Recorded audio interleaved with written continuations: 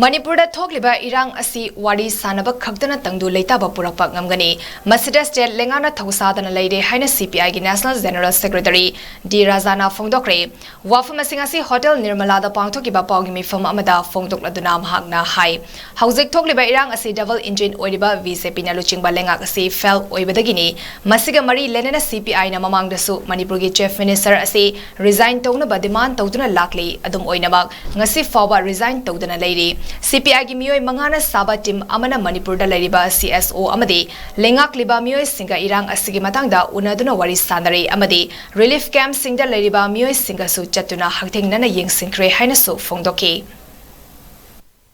The root cause for the problem is the politics of polarization, politics of divide and rule by the BJP.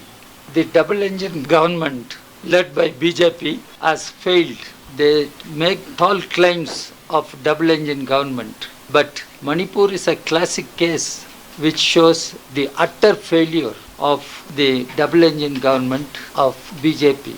We have been asking as CPI, as other political parties, there must be dialogue, there must be certain efforts for restoring peace. That peace committee is defunct from the day one. It has not met even for a day.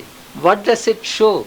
The present state government is not serious about bringing peace and normalcy.